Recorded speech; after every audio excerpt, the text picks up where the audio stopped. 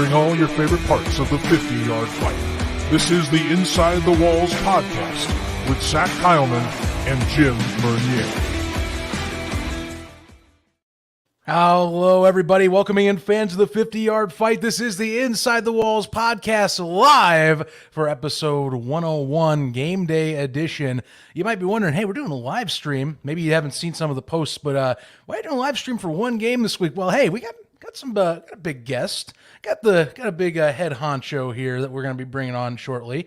But hey, it's a brand new week in the NAL. Things are getting more exciting, not only on the field, but also off the field. Plenty of transactions we've been talking about, plenty of new faces and new places. And I'm going to bring on my co-host to start diving into that a bit more and also bring on our special guest in just a second. Here's Jim Bernier, first things first. Jim, how we doing, bud? Again, it's only one game this week, but, you know, we've been hinted. We got a big live stream for a reason today. Well, we have to fill time, and why not go after the man himself? So we can't break down one game for 2 hours. Spoken like a true showrunner. It's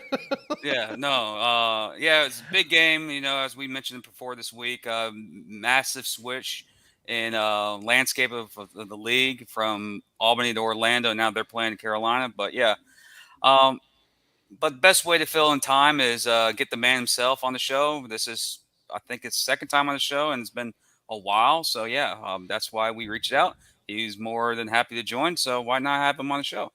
Yeah, as I say, bring on the head honcho of the league himself, the guy that is pushing all the buttons behind the scenes. It is our commissioner himself for the NAL, Chris Siegfried, joining us today. Chris, glad to have you on. It feels like it's been too long. You know, it's been well over a year since we've had you on here. That is definitely on us, but we're glad to have you back on to kind of discuss things now in midseason this time around. How are you doing this weekend?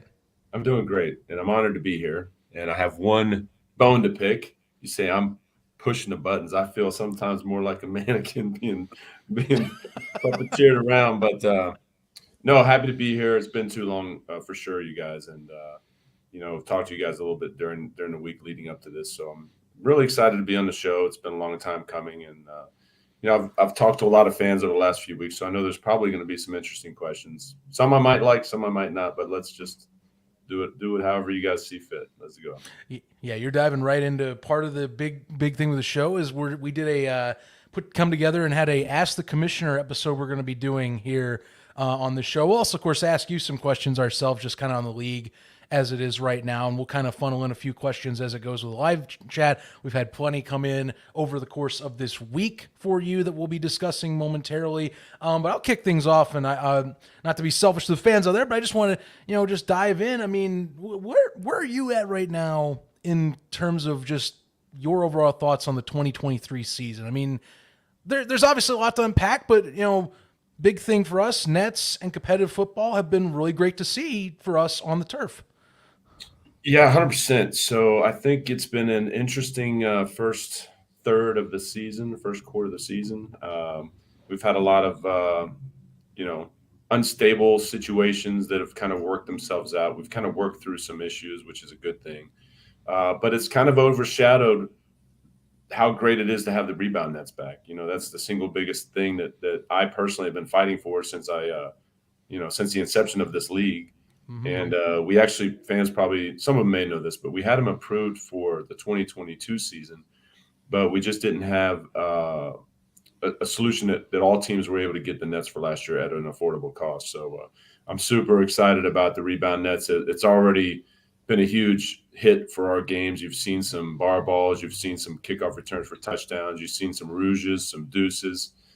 And, of course, you add the Iron Man, and the scoring is way up. I mean, the game is getting back to its roots that I remember, that most of the fans grew up remembering in the early 90s, late 80s, early 90s, and through the early 2000s when this game was really great. So all we're trying to do is make Arena great again.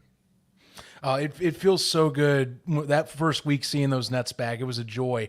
And seeing some of the stuff that we talked about, you mentioned bar balls. There's already been games affected by those two a great deal. Week 1 in Carolina going to San Antonio. That was the first thing I said when I watched it. A touchdown scored on special teams was, oh my God, we had a bar ball TD. I was waiting for this. this was the moment, panning things out. Or we saw a victory via deuce a few weeks ago. That was pretty awesome to see. All this is from Nets. Now, the only thing I'm waiting for, and Jim can tune in for his own on this too, but I've talked to him about this. When are we going to see a team take a risk and throw a Hail Mary off the net? I thought we were going to get it in Albany last week, and we lost out on that. When are we going to see one of these coaches finally say, hey, just chuck that sucker back there and see if someone takes it off the net? That's a great point. I actually thought we might see that in Albany as well. I was at that game, and I think you probably would have seen it if the players that were involved knew for sure that was a legal play. Had a lot of new players up there last week. So it was an incredible second half, an incredible fourth quarter of that game. But I don't know that they even knew that they could do that. So I think we'll see it at some point this year. I know we've seen a touchdown ricochet off the net. I know we've seen a touchdown off the back wall. And I think actually that was in the same game by the same player. I think it was the San Antonio. I think it might have been Rashad from San Antonio. Yeah, it was Barnett tipped that bad boy up there. And speaking of Rashad, he is just lightning in a bottle. That kid is unbelievable to watch. I love watching, especially the smaller in stature players dominating games. I love seeing it. He's a great player. Chris, early in the season, we've had, especially from last year, how it took 3 or 4 weeks before the Ironman actually got coaches that got used to it. How, in your opinion, has the Ironman game this season just flowed right through the season? Like, we have no issues. And you introducing the substitution ref, how big is that in our game now compared to last season? So we've made a couple of tweaks to the rules, both the kicking game and the substitution rules. And basically, here's what we did. We went back to a rule that was used only in 2006, where we added a third specialist, and he had to be a lineman. So we have you have your 2 regular offensive specialists, your 2 regular defensive specialists, but now we have a third specialist that has to be a lineman. So on offense, we call him the offensive line specialist. On defense, we call him the defensive line specialist. And this is kind of the little bit of the hybrid Ironman rules that we incorporated that help some of these young players that might be, not conducive to playing on offense. If you're a D lineman, maybe you're a pass rusher, or maybe you're just too valuable to the defense that they don't want to waste reps and take you off the field defensively. So number one, that's helped bridge the gap to help, increase the entertainment of the game. But the second aspect of it is we went back and looked at it, with some of the little substitution issues we had last year. We said, why don't we just have the players check in with the official just like every other game, like basketball, like every other game you have some sort of checking in with the official. Soccer, some games it's a little bit more free flowing, like lacrosse and hockey, but still you check in to some degree. Player checks in, player checks out, and this way we don't want to get into a situation where we're throwing a substitution flag during a game. We want to prevent the illegal substitution, if that makes sense. So that's why we incorporated that aspect of the game. So you have a sub official in each bench for each team, and player simply comes and checks in, and like, I'm number 22 checking in for number 32, and simple as that. And it's pretty much eliminated. I think we actually had one substitution infraction up in Albany the very first game they played, but that ended up being just an error on the coach's part, putting the wrong specialist down, and the coach that was there at the time he knew what happened, and it was just a simple mistake, and fixed it. Believe I know exactly which one you're talking about. But I mean, that it only makes sense to us when it kind of explained like that, is that, we talk arena football, we talk, it's the best of, we talk hockey, talk basketball. It's the best of those elements brought with football. So why not kind of incorporate some of the best elements of those indoor sports and bring them in too, especially with the Ironman. Some people, last year we're talking about the substitutions being an issue, but this year, like Jim's saying, and more I think about it too, it's really been a non-factor. It's been very much smooth, and again, we get to highlight some of the best two-way athletes in the sport now. And we don't have to complain about that being I think louder voices that, the substitutions. Well, no, it's going smoothly. Now you can see guys like we were talking last year, you recognize the dude on the other side of the ball that you went, oh, hey, I realized he just sort of scored a TD. Now he just broke up a pass. Like DeQuan Patton last week came in, tough situation in Albany, having to get on the field, after it being said and done. Hadn't played much during the season, but has a hell of an Ironman game and puts out everything on the field, doing it two ways. Or Jalen Childress, for that matter, too.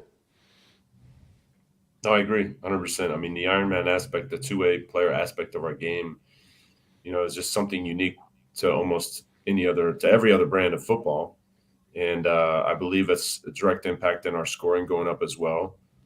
It just makes the game more exciting, but that's the way the game was meant to be played, in my opinion.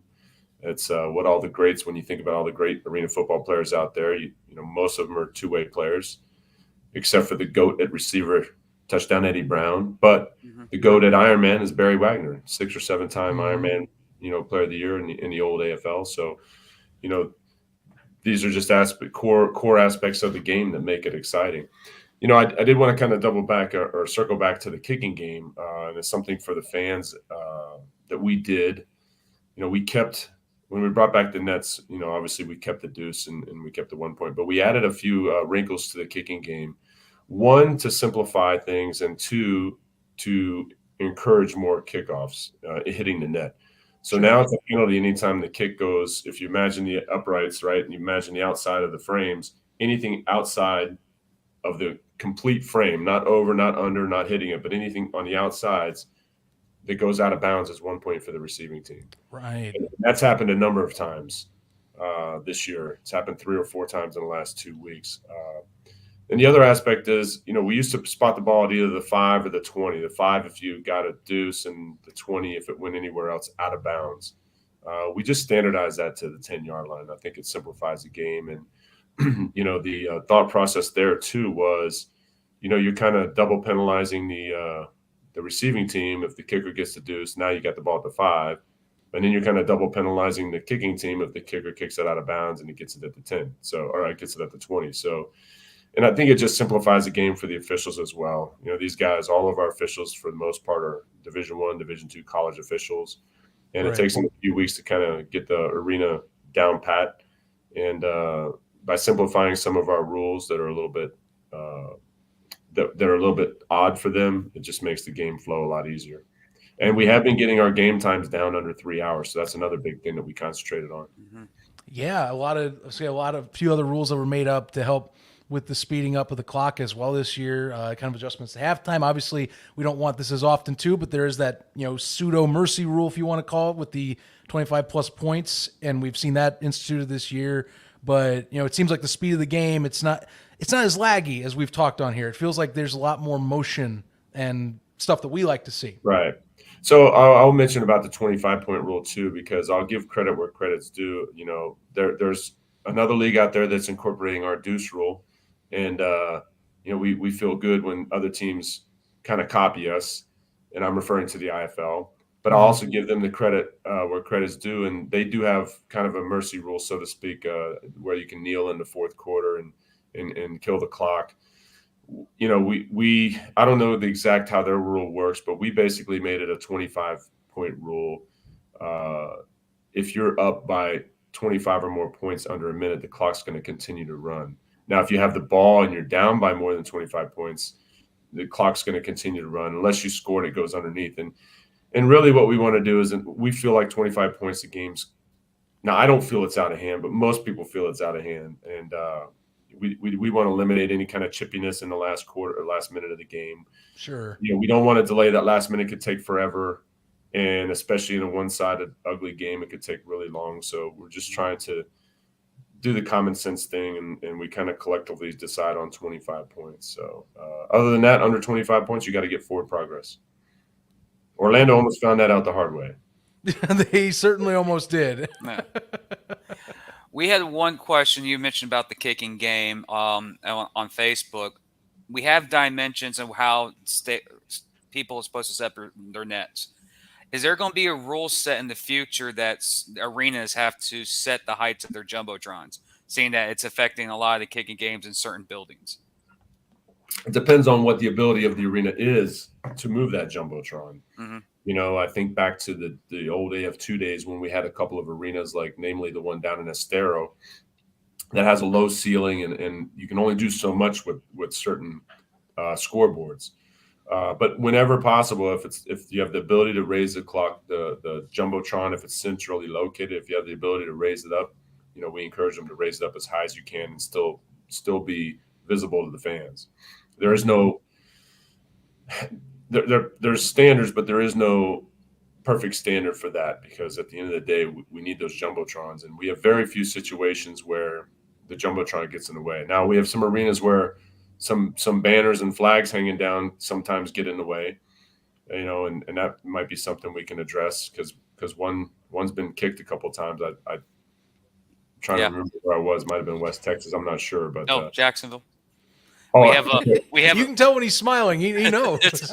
Well, I know there's another arena that had it. I think it was West Texas, but little things like that, maybe we can address it. But in West Texas case, we haven't really addressed that yet, just because they're a new team and we're still working through some of the operational things to improve their game as well, to improve their product as well. And if you look at their week 1 to week 2, it was incredible how much better it was just from a production standpoint. The nets got powder coated yellow, so that, not the nets, but the frames of the nets, and they're doing a great job. Zach Bugg out there is the majority owner, and he's doing a phenomenal job out there. Yeah, actually, well, before we get into fan questions, and by the way, for folks, we got now some people churning in a lot more in here. So if you didn't put in a question in in the comments for any of our posts, fire away now, because after this response, we will be doing fan questions and responses with the commissioner here. But I guess while we're at it, I mean, I think some fans will want to know this too. How is your evaluation so far of the new teams in the league? I think that's a lot of folks have been kind of trying to keep an eye on Fayetteville and West Texas. How has it been with those markets in your experiences so far? So, obviously we have a lot of growing pains, and in West Texas, for example, because I was out there for their home opener the first week of the season, and just a lot of little things like the referee microphone didn't work, and there's just a lot of little things that hopefully the fans don't notice, but we notice from an operational standpoint, and they've got that pretty much dialed in. Fayetteville, same thing. We had some issues the day before the game where the nets that were ordered, let's just say that it was hard to make. They didn't fit right. So, the owner of the team and his staff, and even myself, we worked for a number of hours the day before the game, just tweaking the actual nylon nets to get them put up right. And a lot of mistakes are made. And, what I tell these owners and, the fans in those teams is like, you need to improve each game. You're going to have the first-year team is going to have a lot of mistakes. They got through it. For example, Fayetteville had some issues with the replay monitor. It was kind of going in and out. So the officials had to run up to the where the color commentator was, and that's literally in the concourse. So, they got that addressed. You got the microphone addressed. Just little operational things like that you need to improve each week until you get it dialed in like a production juggernaut like Jacksonville. I know I always talk about Jacksonville in our league, but from top to bottom, their show from the beginning to the end, and the beginning is an hour before the game until you're done signing autographs. They just have a complete show that is just perfect. And we always tell teams, this is how you want to model your team, like the Jacksonville Sharks. They just do a fantastic job with their promos. Their mascot is, normally I'd say second to none, but I think he's got a little bit of competition this year with the mascot out of Texas.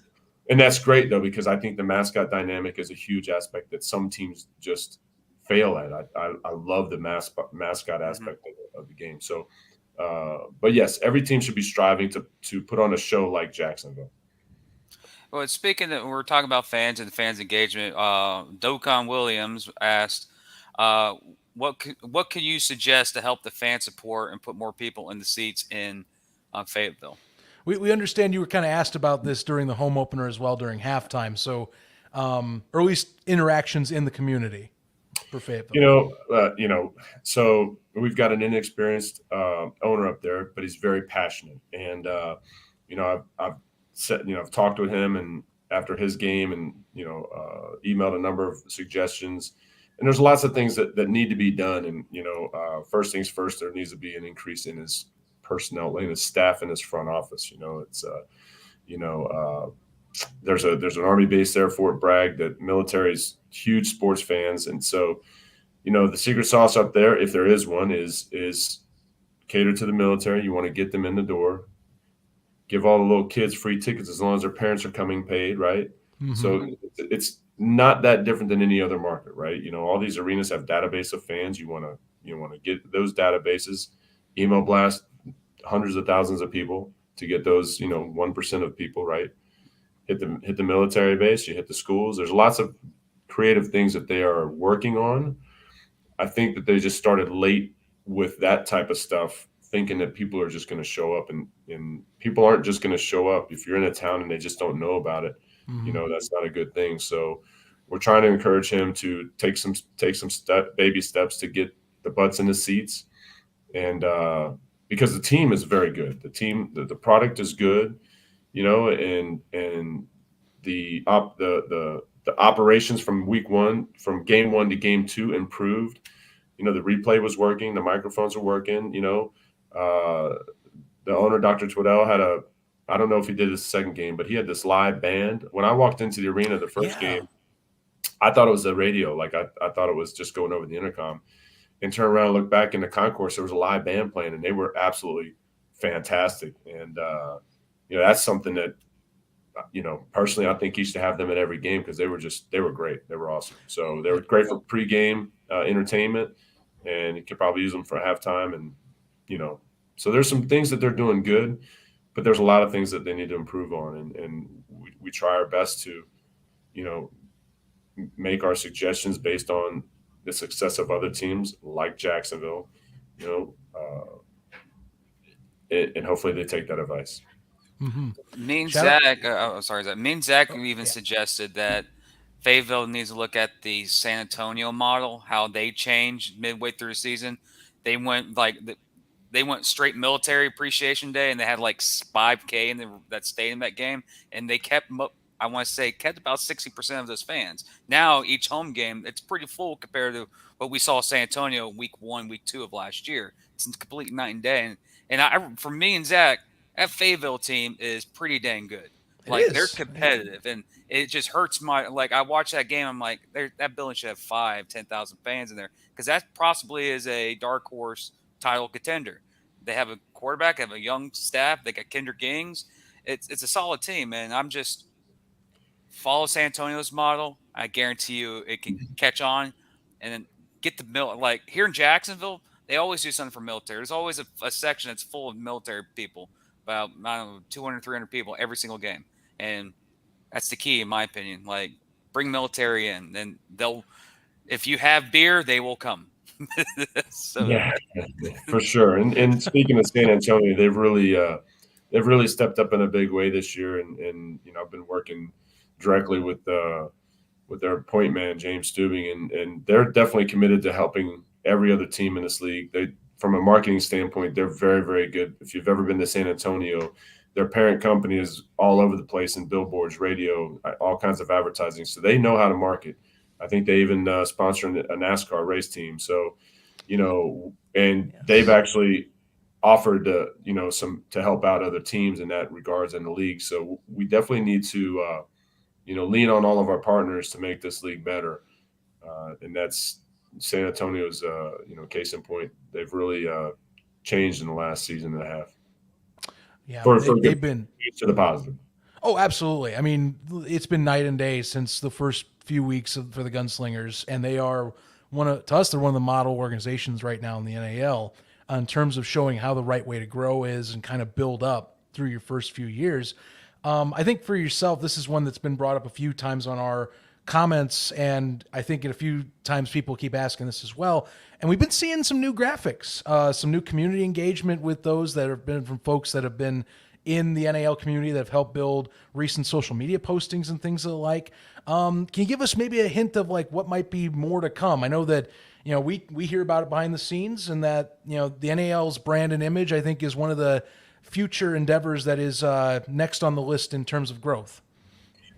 Yeah, we're definitely looking forward to some potential expansion. I've been in talks with several, let's just say several cities, and we're hoping to nurture those relationships and get some teams on board and try to announce them sooner than later. From a marketing standpoint, we've got some assets that are involved with certain teams that have offered their services to help out with some content creation. Which, if you've looked at our website in the last couple of weeks, you're going to see an increased level of graphics between our coaches poll, the media poll, and stuff like that. So we've got some people that love this game that want to be more involved, that are going to help us in the social media aspect of promoting our team, our game, and our teams. Nice. Jim, I think we have one or two that you have clips of for questions from Facebook we can throw up now. Let's see if technology works this time. Yes. There From Eric, any TV deals in the works for the championship game like our competitors do right now? Yeah, we've actually started, we've been exploring some options, and that's the goal, is to try to get something for the championship game. But until I can get something in writing, it'll be YouTube until I get something on writing. But that's one of the goals for this year, is to get something on either television or or some national platform.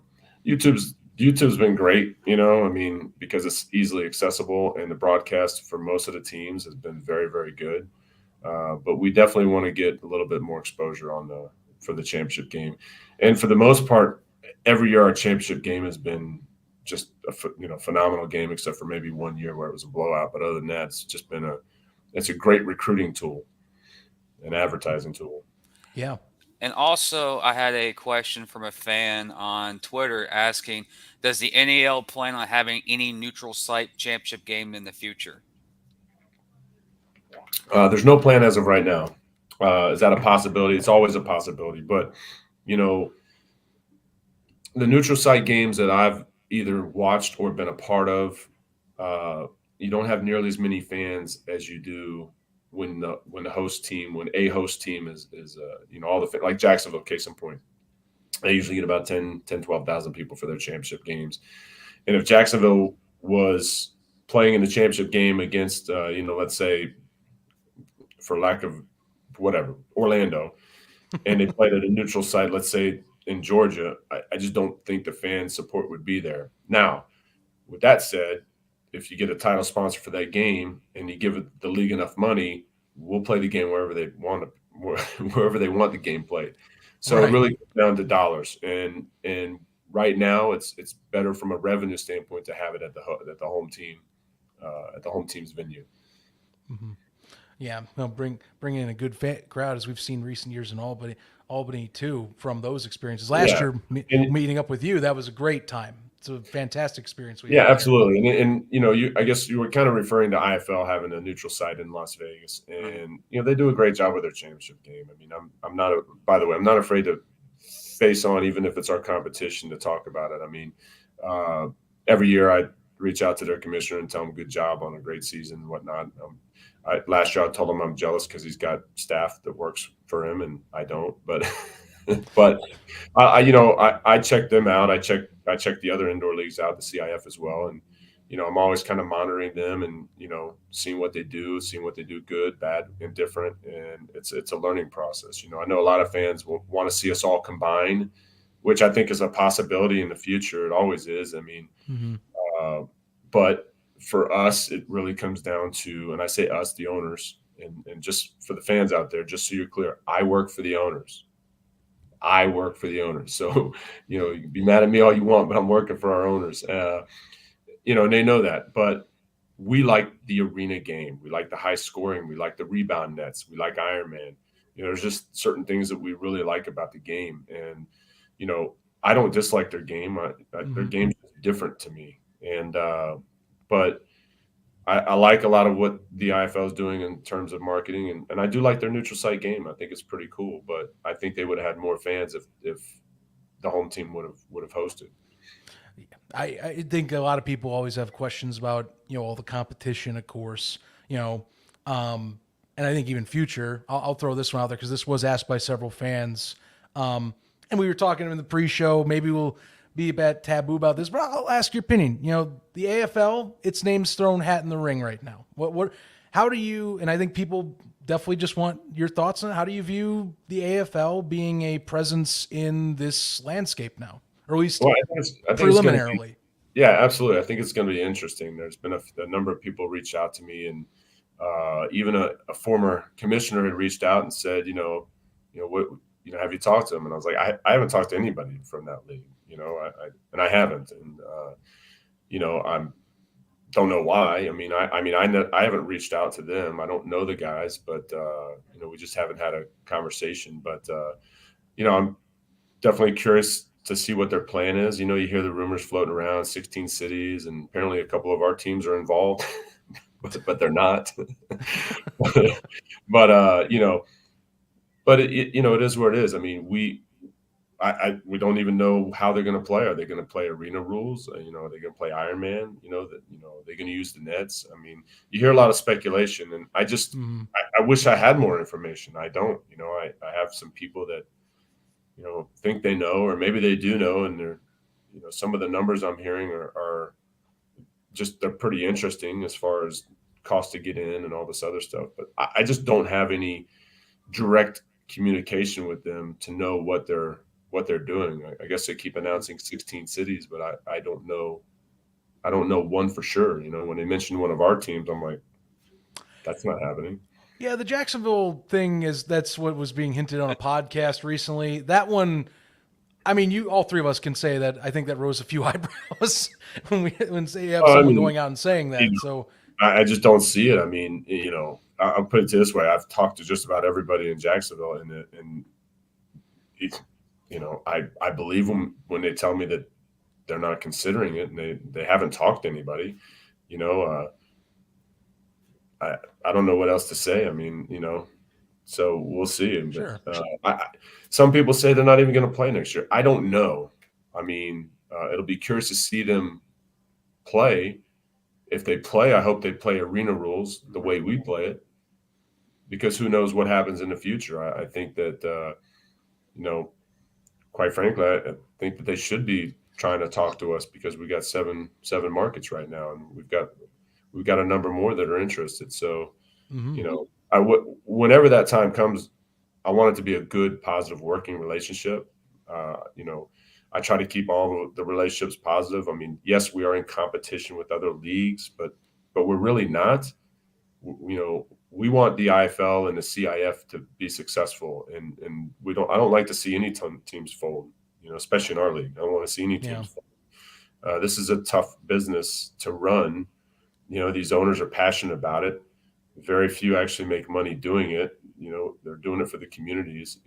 Minor league sports in general is a difficult sport, and it's commendable that the owners in our league are doing it. So we don't want to see anybody in any other league fail. And if the AFL comes in and they're doing something better than we're doing it, we'll take note and we'll do what they're doing. But I just don't have any information, and I haven't been in contact with anybody from that new league.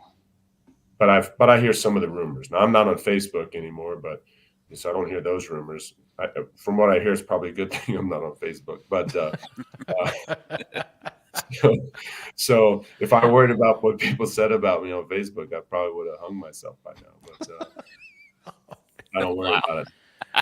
It is a fun time on the Zuckerberg app. That's all I can tell. All I can get out. Getting rid of Facebook has been the best thing that I've ever done. So I've had owners in our league reach, "Hey, are you okay?" I'm like, "Yeah, what are you talking about?" "Well, I read this and I read that." I was like, "Well, don't worry, I'm not reading it, so it doesn't bother me at all." And the fans that I do get a chance to talk to, and I've talked to some fans. Actually, I talked to a fan recently in Albany, and I just got done doing an interview.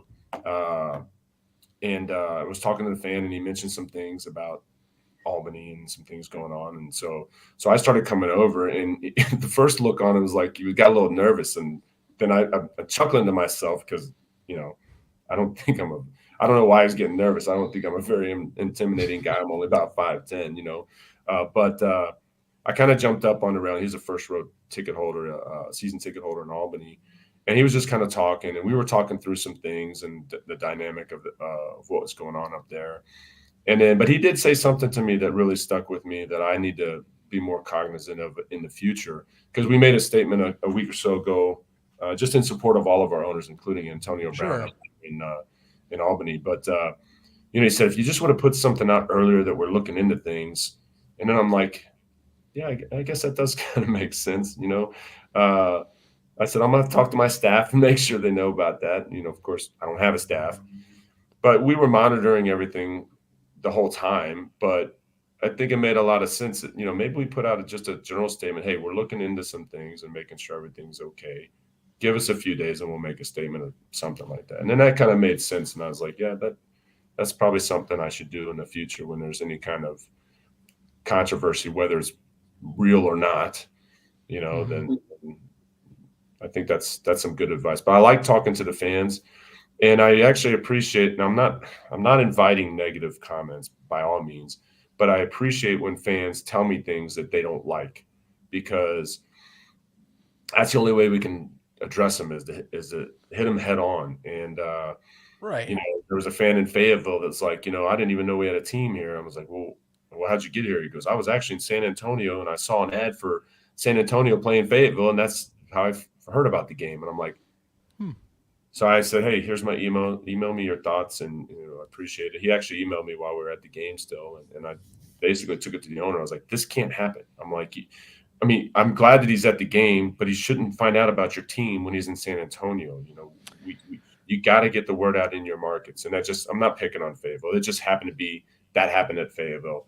The other one was Albany, and I'm not picking on Albany, but I listen to the fans, and I've had fans reach out to me, direct message, and I typically don't respond, but if I know them personally, then I'll do my best to respond in time. And like I said, I try to address everything head on, and when there's issues, we try to resolve them and work through them, get to the bottom of it, whatever it is. Right. And you did allude a bit, I think fan engagement is big there. I think you partially answered two questions that were brought up, one about the PR side of things. So I think that addresses you're talking, you guys analyze situations and are going to be working on, it sounds like talking about where can we do to move on and improve from there.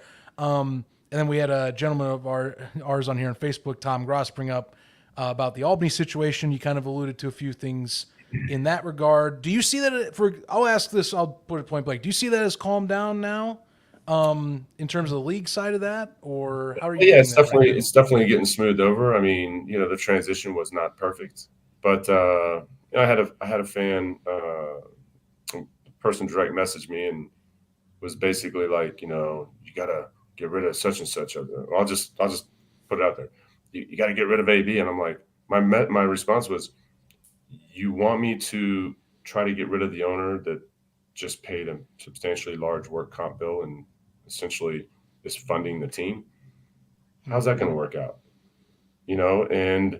Mike Carter ran the team for a number of years and did a very good job. And he decided to step away for his own reasons. And now Antonio is running the team, and he's done everything we've asked him to do, and he's paid all the bills. So, was it perfect transition? No, it was not perfect. It's still not perfect, but it's my obligation to support every owner, and that includes both Mike and Antonio. And I'm going to do everything I can to make sure Antonio Brown and the Albany Empire are successful, both on and off, well, not on the field, but off the field. And the same thing with Orlando. I live outside of Orlando, so I don't ever want to see Orlando going away. So I'm going to support Mike and John and Nate Starling down there, and John Chaney and Nate Starling down there with the Orlando Predators as much as I can. So and I'm going to support all the teams, including Fayetteville. Fayetteville is near and dear to my heart because that's where I got my first head coaching job back in 2002, and a couple of their coaches used to play for me back in the day. So I'm glad they're good on the field because that makes me proud, right? So I don't want to see any teams in our league fail, and I wish I could spend like the whole off season in every single market, but I can't. I still have to make a living. We echo your sentiments. We always hope for the best in rosters and organizations because we want to see the league grow. That's and we want to see new owners that are passionate about this game and are helping grow the game back up to what we all at least either have been told about or have watched the the golden years of arena, the late 90s, the 2000s, it was a legitimate big time sport. And so we all still hold on to that, and our diehard fans, I think, even more so because of it and the experiences we have. Hell, Orlando being an example of an organization that, we've talked on this show, 7,000 plus fans for a home opener. That's amazing that rivaled an XFL game in town, like an arena team rivaling outdoor team in any level like that. That's growth. That was like a big, eye raiser to us. It's like, that's a good movement forward for the league as a whole, seeing that be a second big market like that. Well, I'm glad you mentioned that, because when it comes to the USFL, the USFL and the XFL, I'm happy those leagues are there. But with that said, it's like, that's why I love our game so much more. Not only are we indoors, so let's take Orlando's XFL or USFL team or whichever league they're in. I hope they're successful, and I hope they're around for years and years and years and years. But we're a whole different sport. We're football, but we're arena football. It's 50-yard indoor war. It's the nets, the whole thing. It's more different, more unique. Oh, and by the way, it's always 72 degrees inside. So that's the biggest thing that we have over any outdoor team. Now in San Antonio, their outdoor team plays in a big dome. So I can't, we can't use that selling point against them. But I will also say this, and listen, when I say this, keep in mind, I love football. I love high school football, love college football, and love the NFL, right? And I don't dislike any of the other leagues. I like the Canadian League. I like all the leagues. I like opportunity for these guys. I like football being played. With that said, I was at a Dolphins game against the Steelers, as a matter of fact, this past fall. It's only the third NFL game I've ever been to, believe it or not. And I had great seats in a luxury box, and I couldn't see it. I could see it, but I couldn't tell who anybody was. So I watched the whole game on the monitor. And that brings me back to one of the other things about our game that I love, and it's the intimacy of the game. The fact that you can high five or fist bump players in between plays. You're going to catch 20 footballs going into the stands on a given game, sometimes more. And you just don't get that intimacy in any other sport. Maybe basketball, right? But even hockey's got the hockey boards. That's probably saved a lot of fans' lives, because that hockey puck would kill people. But the intimacy of our game is the thing that I love the most.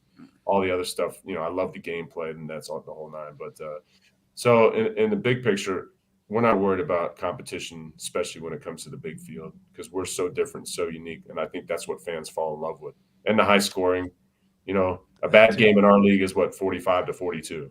I shouldn't say bad game, a low scoring game. There you go. It's not a bad game, because, the typical football game is not high scoring like that. But right. But all the factors involved with our game is, it's all about the passing game, and it's all about high scoring, high flying. And that's what we love. And we just think that's what the fans want. But you're mentioning about intimacy and talking about Albany and the transition they just went through, and the firing and then the rehire Manas. What are your thoughts about Tom Manas and this whole ordeal up in Albany? Well, when the whole thing kind of went down with Antonio, with Antonio firing some players and the coach, and we talked about it, and we talked about, hey, he's like, I need a coach. I was like, yeah, you got a game in like 4 days. You definitely need a coach. Yeah. So I sent him some recommendations, and the two top recommendations I gave him were his dad, Eddie Brown, and you have to understand, I mean, I'm a few years younger than Eddie Brown, but Eddie Brown is, some believe Eddie Brown is the greatest receiver to ever play. Well, arguably the greatest receiver to ever play the arena game. At least he was voted number one by all the fans multiple times. And again, Barry Wagner, greatest Iron Man. So, when you think of Albany Firebirds back in the day, you think of downtown Eddie Brown. And, I think he wanted to get involved, and we actually talked about it. So I gave him the top recommendation, and that was for many reasons, and it was out of respect for Eddie. And but then I also recommended Tom Manas, and he called me and he said, "Why would you recommend Tom?" He didn't say it like that. He's like, "You recommended my dad." I was like, "Absolutely." I was like, "He is the Albany Firebirds." So when people think about it, that's who they think about. Right. And he's like, right. "You also recommended Coach Manas." I was like, Well, he did win 2 championships. So I don't know why he was let go to begin with. So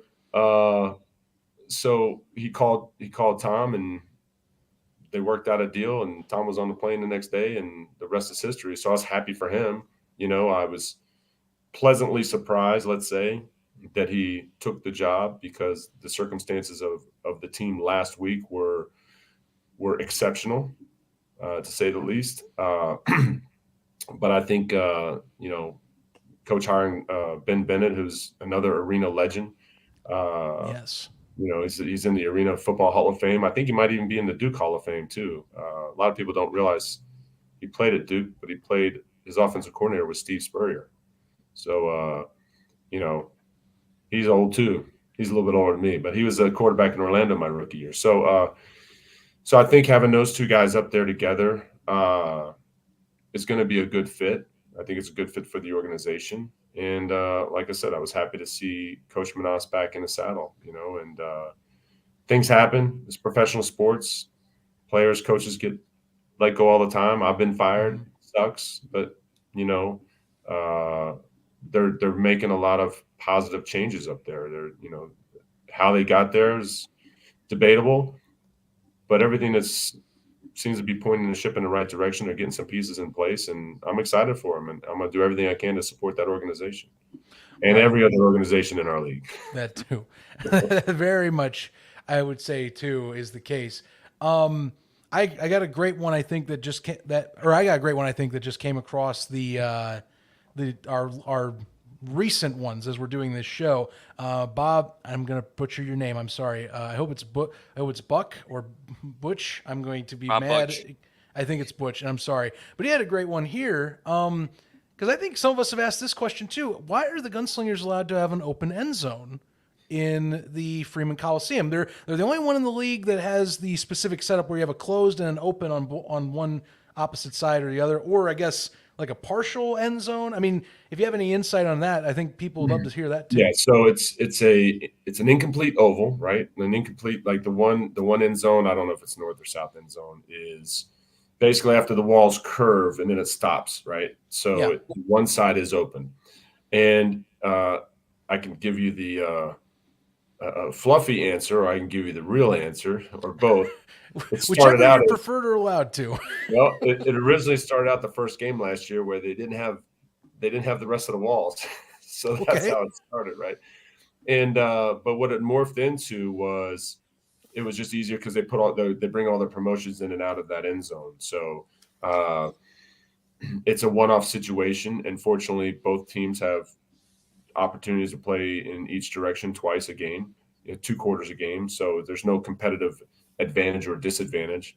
But yeah, it just started out with that's how many walls they had for the very first game, and they just kind of rolled with it and kept it the same.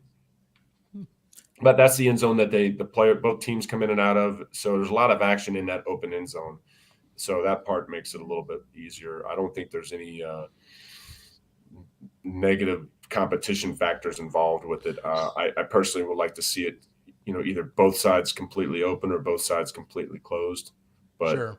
Doesn't seem to affect the game, at least not to my knowledge. And if I'm wrong, someone please correct me.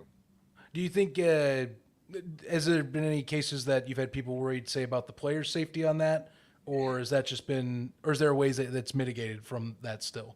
So I haven't been down to San Antonio yet. I'm going there in a couple of weeks. But the first year, the first game of last year for the San Antonio Gunslingers, there was some safety aspects. They had some kind of contraption, like 5 feet on the other side of the end zone.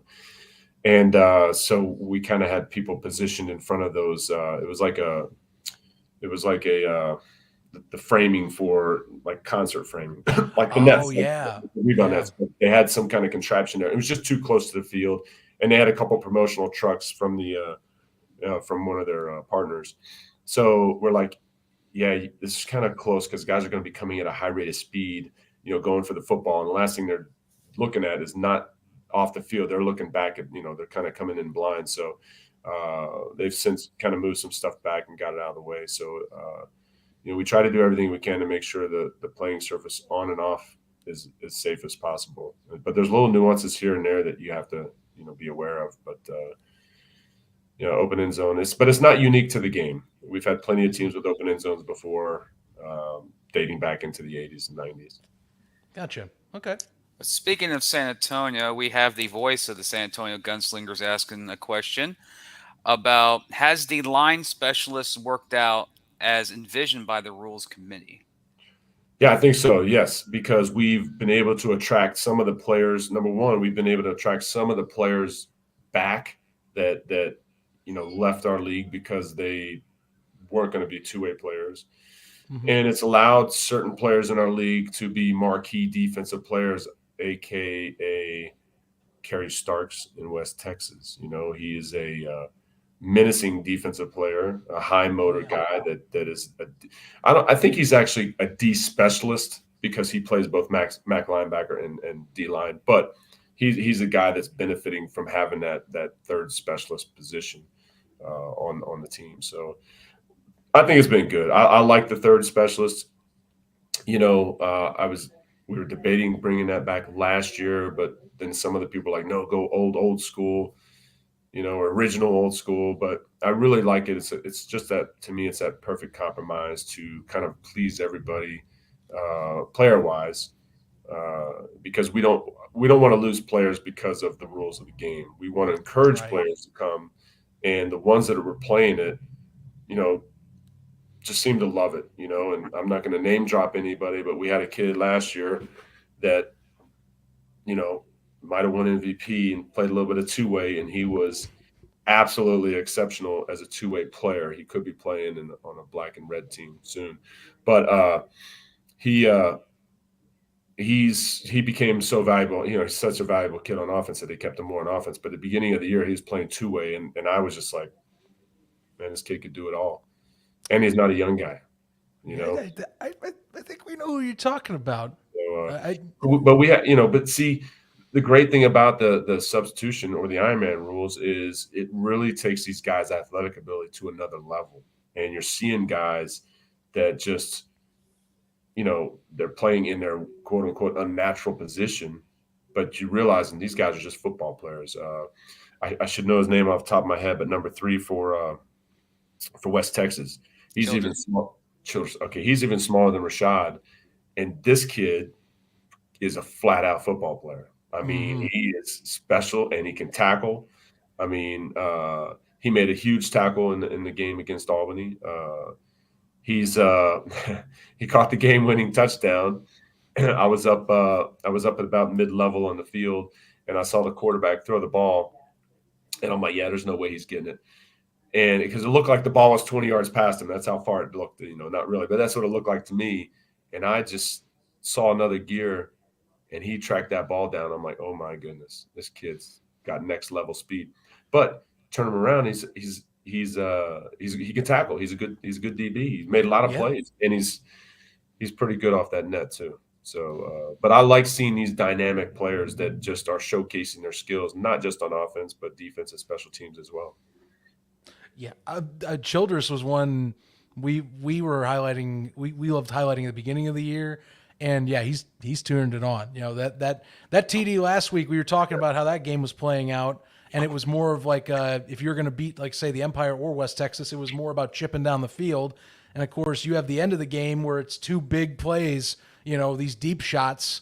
All of a sudden, things just clicked for both of these organizations, and then that's all she wrote. Had one last final shot at it with DeQuan Patton. But yeah, I mean, Childress definitely is one. Like I said, that's an example of a good two-way player. You hinted at one that should be. We understand coming back later this year. We won't fully say the name, but I know.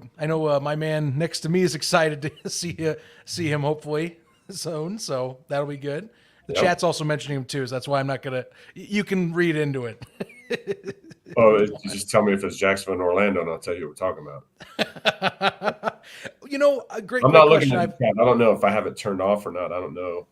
We keep trying to bring them up. We got Facebook, we got YouTube coming up, so it's all over the place. You might see that one there. Best in the world #Uno61123. might be adding a little bit. Yeah, we're looking forward to seeing him back on the field. I'm not gonna lie. He's good. He's good for the game, and it'll be exciting to see him back. So great league talent, really. Absolutely. And I think you're right. He showed talking about last year Devin. his Iron Man ability was great. Yeah. So, Yeah. So Um, we're excited to see Devin back for sure. Speaking of receivers, the GOAT now in Orlando, Darius Prince. Closer to you. You speak highly of him last year. Now he's right at your doorstep. What's your opinion about the new Orlando Predators? Well, for the players that left Albany, some not by choice, some by choice, they've been spread across the league. From West Texas to San Antonio to Jacksonville's got 2, and Orlando's got, I think, 4. But that's going to help him out. I mean, any team that he plays on is going to help a team out. So it should be interesting to see. I think the parity in our league is incredible. And I mean, if you think about it, I mean, Orlando, I hate to bring this up, Jim, but I mean, Orlando did just, win in Jacksonville. So they kind of started to get it right. They have a young quarterback, and so they started to put up some points. But you add Cisse and a Nick Hague to their up front, where they could use a little bit of depth, and then I guess the cherry on top is having an MVP on your team. So it's going to be interesting to see how, number one, how do they gel together, right? Because you're talking about some guys that came from an emotional situation, and now they're down in Orlando, which is a totally different animal, and they've got to gel with the guys that have been there the whole time. That's not necessarily an easy thing to do, so that'll be an interesting, transition down there because their team makeup is different, potentially better, and speaking of Jacksonville, don't want to totally make it seem like we're dissing on Jacksonville, but Happens. I love what Gibson's doing, and I hate to see the young quarterback get hurt. Because I think Connor Blunt. Yep, I think he's special. I think he's a superstar, future superstar in our league. I mean, I haven't seen many quarterbacks, if any, get it as quickly as he did.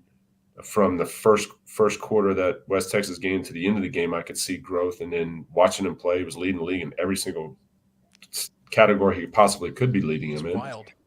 Mm-hmm. But I hate to see him get hurt. I hate to see any player get hurt. But, excited about what Gibson's doing with building a team around young quarterbacks. So he'll be back. Of course, their new quarterback down there is not too bad, so Sam Castronova.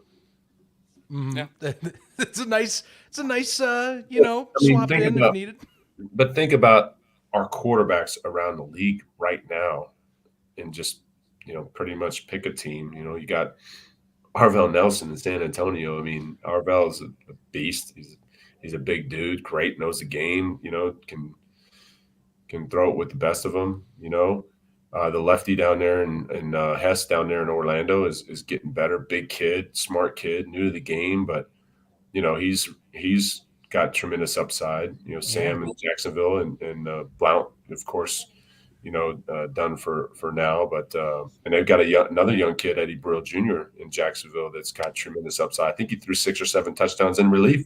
Mm-hmm. Cato, I think Cato's special. I mean, list goes on and on. Of course, you got Jonathan Bain back in the saddle up there in Albany. That's going to be a positive game changer for those guys, and the young man in Carolina just played an exceptional game a few weeks ago against Albany.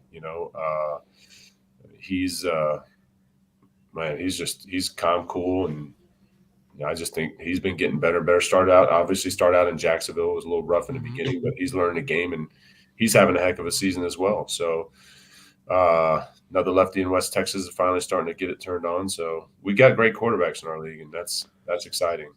Yeah, I mean, I was even mentioned too, Daniel Smith over there, and West Texas just showed that they signed on a guy, Mitch Kidd, who was in another indoor-esque league in the FCF, was throwing pretty well over there with the Rock too. So a lot of good talent coming in. Isn't that like a 7-on-7 league? I think? Pretty much. It's more. Yeah, I think I watched a little bit of them. I think they're on Twitch or something like that. So it's like if you took indoor and arena and you. It's like a video game. Yeah, pretty They're like much. a Yeah, video it's game. more video game-esque. Even, and that's even weird to say for arena football, to put it that way. But I digress. So this is a great, I think, segue into this. Just talking, transaction wire's kind of been bonkers for 2 weeks now. You talk about the league office. It's mostly you. How is it handling and processing transactions in this volume? We know every year, come like pseudo towards the middle of the season, teams, they reload. It's an NAL trait. Everyone braces for it anymore. How is it for you seeing like a bunch of emails come in? I picked this guy up. I dropped this guy. This guy got traded possibly or picked off waivers. We saw waivers come back this year. So in more of a ferocity. So a lot of stuff. Well, what's interesting is we've always had a claim process. Speaking of the waivers of transactions, and yes, I do process them every night. And lately, it's been a lot. It's been like preseason camp all over again, but it is what it is, right? And but I wanted to make sure, because I had a lot of coaches calling me, is like, how do the claims work? So we kind of revamped claims process and updated everybody, and this is how it works. And really, we tweaked the rules to benefit the players and give them a little bit more of a say so in terms of being able to control where they go for the most part. But it's been busy on the transaction side of it. And, it's been busy, but at some point in time, and usually about mid-season, teams need to kind of settle down and get dialed in and get their players gelling. You could peak in the first or second week of the season. That doesn't matter. You want to peak at the end of the season. So it usually settles down middle of the season, barring an injury situation like they had in Carolina last year. Injuries are the great championship killer, right? You lose your quarterback or you lose a key player, and that's what nobody wants to see. And I certainly don't want to see it. I hate to see players getting hurt, but I've been busy. Feels very light to even say I've been busy. Commish, one more question for me. We've been getting a lot of this. Last year we had the playoffs, then a bye week, then the championship game. Due to the schedule being pushed back a week, do we lose the bye week between the first round and the championship game, or are we going? Yeah. No, this year we're going straight to the championship. Okay. With the last minute schedule change when Columbus dropped out, and so in a perfect world, you have an even number of teams and you have no bye weeks or one bye week, and you just play X number of games, right? 14 games in 15 weeks. Mm-hmm. But we had to start a week early and we have to end a week late, and we didn't want to change the championship game.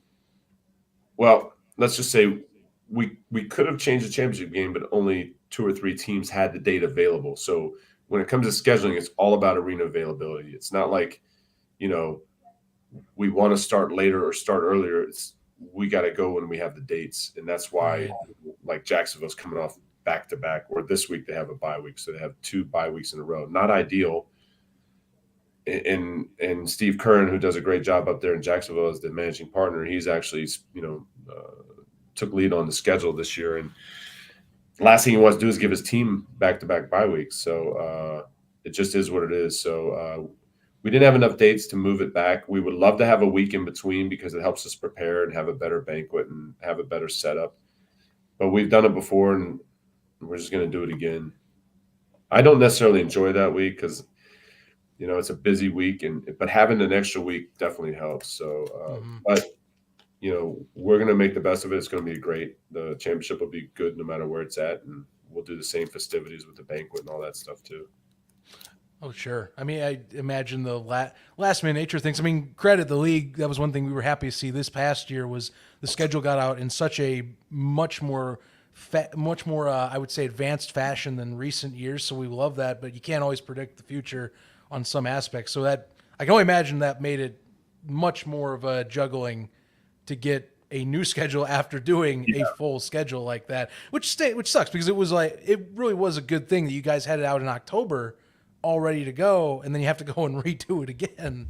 Yeah, that you never want to redo the schedule, but I think learning from this past year, I think it's better to get it out early and change it if you have to, because a lot of teams want to see that schedule. A lot of fans want the schedule before they start buying tickets. So, for the most part, we've made very little changes in terms of the home dates when we had to revamp the schedule. I think there might have been 1 or 2 home dates that changed. But outside of that, the teams might have changed when we changed the schedule, but the home dates didn't. So fans can, plan their summer, springs and summers on when those home games will be. And that's the key. We want to get the schedule out in September, but it's not always possible. Sure. Yeah. Still hoops to jump through, and availability. It's the key thing. If any one of you on the chat takes it away, availability and other business aspects. There's a lot that goes around to make these wheels turn for this league to pull things off. Absolutely, indeed. I have one final thing I'm going to bring up, and this is a fan question. I'm going to call it a weird one. Actually, we'll do 2 because there was another one that was fascinating that Jim brought up before the show. This isn't that question. This one is weird as well. I had a person, Krish Vaya, I'll go by that name. I hope that's right. He asked, what hair gel do you use? I didn't expect that one from my list. Let's just say my gel bottle lasts for months. I don't have enough hair to put it in. But sometimes I don't even need any, because it's like I had a lot more hair before I got this job. But it's sort of something. Whoever that fan is, but no, it is what it is. I mean, I don't know what I use. I use something, soap and water. Okay. That shoulders. That was an outlier. There's a lot of similar stuff. Then you see that, you're like, okay, well, we got to throw it in. It has to be in the list now. It doesn't take much. Well, Jim, I'll let you introduce this one, because this was, like I said, we had brought it up in the pre-show, and you're saying fire away, like screw it, we'll throw it in here. I forgot who sent the question, but they said that, and me being a person that does this, I said, "No, I'm not going to ask this," and I blocked the guy. He did say, "When will you schedule your retirement, or when will you resign?" That's a great question. I actually have the date in mind, so let me write it. Hold on, you guys ready? Yeah, I think I'll be resigning never. Hey, listen. So I got fired as a coach one time, and the owner asked me to resign, and I said, "I'm not resigning." And he goes, "Well, it just look better if you resign." I said, "No, every coach in the league is going to know I got fired, so you got to fire me, because it don't bother me if I get fired." So, it's like this. I love our game, and the owners can replace me at any time. I'm not under a contract. They can fire me at any time. And I know a couple owners that probably do right now want to fire me. But I've enjoyed the ride, and I'm gonna keep on going for the foreseeable future. So sorry. I mean, I'm not resigning. Not yet. Ask me next week, maybe. That might have to be something you ask me. Ask me at the championship game. That might be a better time. But no, I do love this game, and those kind of questions don't bother me at all. I mean, a good coach and a friend of mine said to me one time a few years ago, when I'm like, "Dang, these fans are like, they hate me." He says, "You're not doing a good job until someone talks trash about you as a commissioner." I was like, "Oh, then I must be doing really good." Because everything that happens wrong in our league is my fault, just so you know. It's my fault. Well, I think it comes with being a face to look towards is kind of the deal. I feel like league commissioners and fans looking for something, they go hand in hand. I will resign when I get my hair back. There you go. Use that gel more. Your fault that I'm losing my hair. But you know what, though? I love our fans, right? Even the ones, like, when I talk to the fans and the fans that maybe don't like me, and then they start talking to me, and we can talk about what's really going on in an intimate way, then all of a sudden it's like, it's eye opener. It's like, yeah, like everything else, don't believe everything you read on the internet, right? There's always this side, that side, and the truth, right? So, right. But no, I appreciate that fan for having the courage to say that. Again, I don't want other fans to get on that bandwagon, but Bring on any question. There's no question too difficult. If it's too difficult, I won't answer it because I probably don't know the answer. We appreciate the straightforwardness and honesty from you, Commish.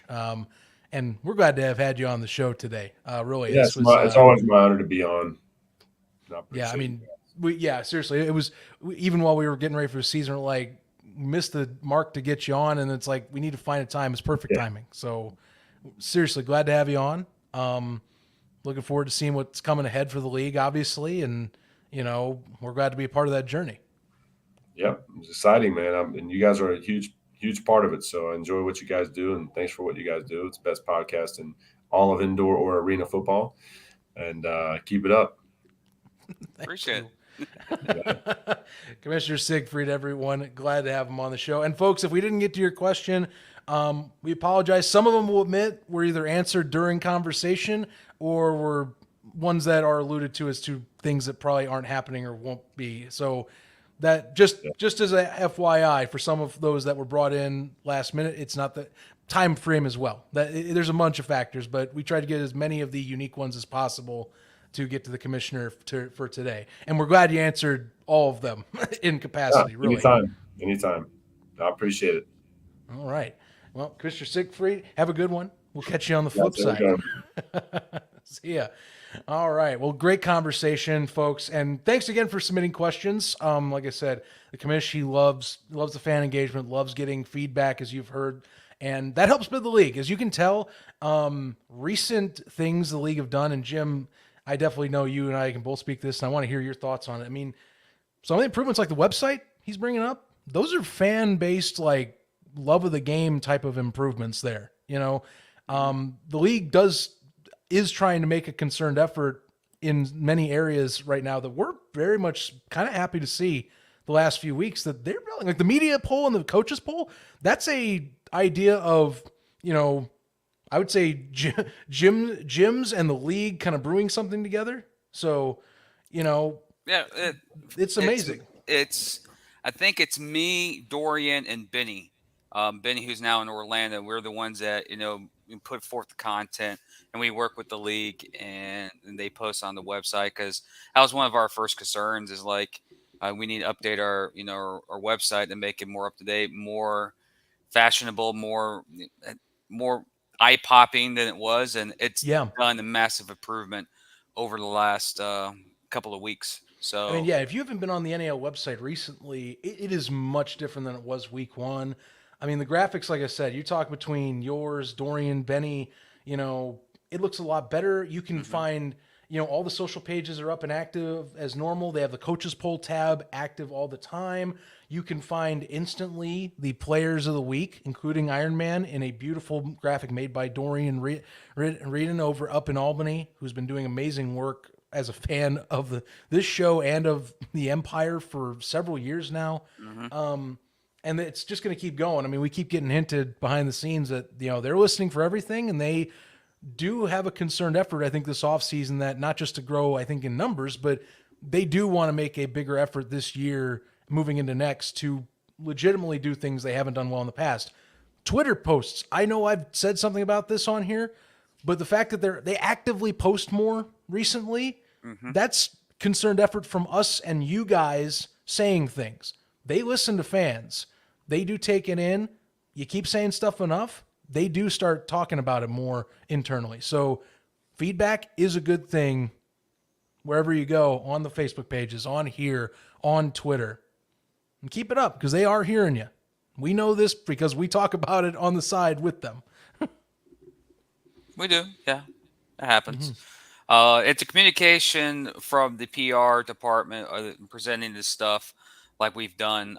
That's been a joint effort by a couple of individuals, just not us, because we're individuals that love the sport and we want to present our sport to the best of its potential. And yeah, it begins with us, and of course this podcast, and you, the listeners, and the 22 people that are looking live right now. Remember to like, share, subscribe. Like a good friend of ours, click the bell. It builds morale. Ding, ding. And I do want to have some personal update. to the fans who have been sending requests about Jim needs to make T-shirts about the muck, I have been in conversations with a company, and let's just say that they could be being pushed forward here pretty soon. So, yes, hopefully we can get some in different colors of each color team of each franchise, and it just says "in the muck." Our loyal fans who have listened to us over the last couple of years episode 101. But yes, speaking of episode 101, last week, Tuesday, Tuesday. we celebrated our 100th episode. There is a video that it's on our YouTube account. We'll play at the end of this video as a thank you to you, the listeners, just in case if YouTube or one of these platforms flags it for music, because we know it's not going to be for visual, because we're kind of associated with the NAL. We're associated with the NAL. If it's about visual. Yes. Audio is what they may tag it. But yes, to the fans, thank you for 100 episodes, over 20,000 downloads over the last 2.5 years. Thank you to the players who have come on to the show. Thank you to the fans, the support, the commissioner, and to the to you, my friend. 100 episodes. Not a lot of podcasts get to likewise to you. 100 episodes. So yeah, it's a great achievement. And of course, we do this because we love the game, we love the sport. Met a couple of Shark players this past Tuesday night. They avid listeners. They didn't realize that I was Jim from the podcast until I was there. Oh, look at you! So I'm getting noticed in Jacksonville, but it's most appreciated.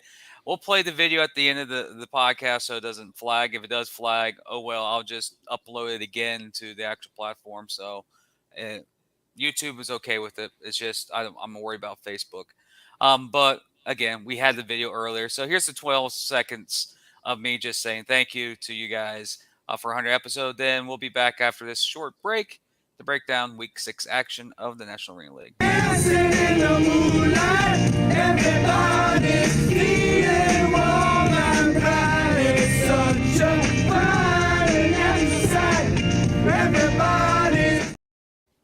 Facts. That's facts. That's facts. That's me just like an NAL rumor. That one's not going to get old. I laugh at that every time. Because it's true. It is true. You are the guy who drives it sometimes, and you're the one like, oh. I'm like, no. And our Discord server, or our friends on Discord, again, links in description. Not now, but it will be. Come join the community. If you guys are on the chat right now in our Discord server, thank you for the support. It's pretty cool. We do usually do some live game chats. We might do one Sunday for this week's game. But I want to just say to the people that we are associated with on that, people ask, where's this media poll coming from? It's from the Discord server with our connections throughout the National Arena League. That's how we get the votes for the media poll.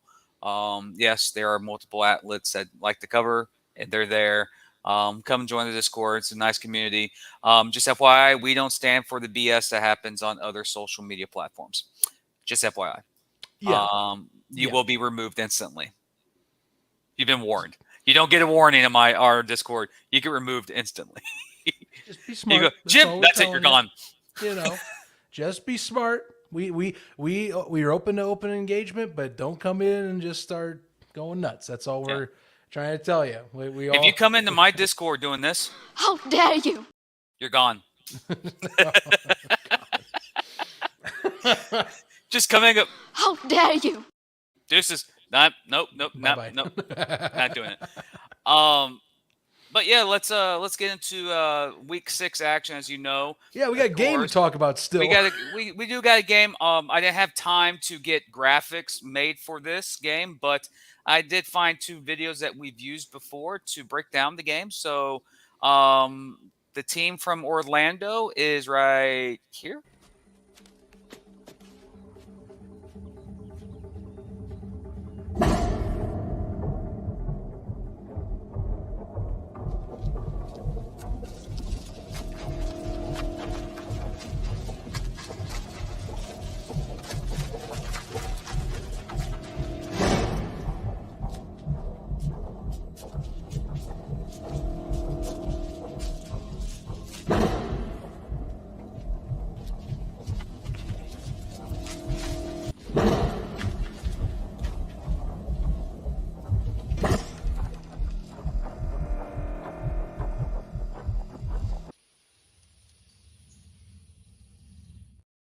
versus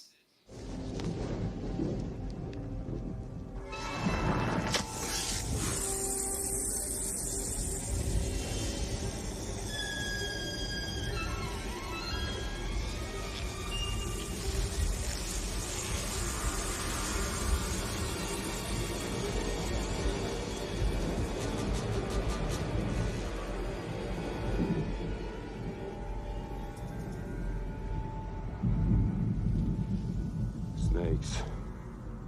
Why did it have to be snakes? Yeah, I think the Preds would be saying that going into the snake pit, Yes. obviously. And that's the first matchup they're going to have back now with the newly loaded roster that the Preds are bringing into town. Sure, we have talked about the I would say the upset win enough from Jacksonville, but I mean, Jesus, they have parlayed that into, along with Damian Ware bringing a host of his former players to Orlando, and good signings that are not just of Ware's company, but also like ones that are coming back. If you remember, Brandon Fuentes, he was announcing he wasn't going to be back, and somehow, some way, they got him back. And so you have an all NAL DB coming back. Lonnie Outlaw's off IR. Anyone see that one? That was another one. Like, okay, Lonnie's and Dylan back. Barnos. And Baker's that back. was the huge one today. Yes. Dylan Barnos gets signed on. Not too shabby kicker himself. One that was known for kicking deuces on a regular interval. Something that's been slowly building up better over the week. So, yeah, Orlando, I see you have come to the party, but I'm not going to disregard Carolina because, yeah, we talked about how some of the stars haven't returned this year, but don't look now, but they're 2-1 and they've been playing pretty good football and have found ways to win one way or another. But they also have an addition too.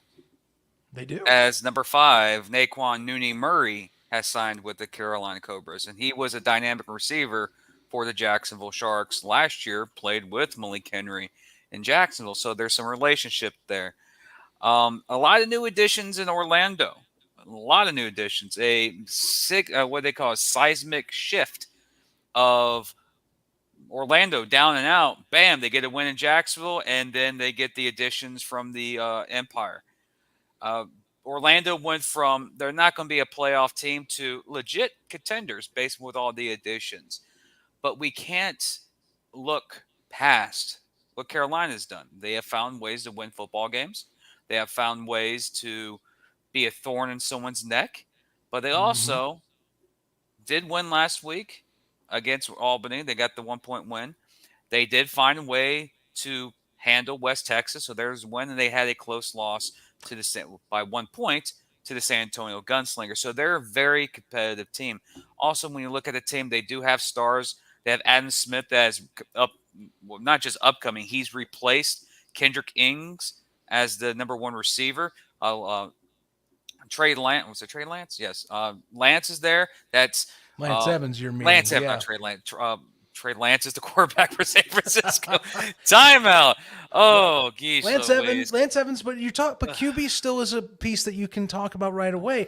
Look, obviously Charles McCollum was there at the beginning of the year, and I think that was the big talk of the town was you have a former NAL MVP QB, but much as we've seen with Malik Henry goes James Fuller. James Fuller and Malik Henry being together for now 2 seasons, it's starting to pay off on a regular basis. Malik Henry, much like what we were talking about with taking a leap year over year like Sam Castronova did last season, Malik Henry's kind of looking like that player this year. You can argue Rakeem Cato as well has made a jump, but Malik Henry's had his moments where it's like, that's not the same Malik Henry that started in Jacksonville at the beginning of the season. This is a guy that's taken what's given. He'll throw the deep ball if needed, and he's choosing to run when he sees the lanes.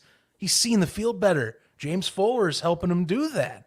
Yes. Makes the Cobras look pretty deadly, and they had the guy all along. Even with having to let go of McCollum, they've been able to continue that train rolling all the same. Yes. And Carolina is a team so far this year that I've seen.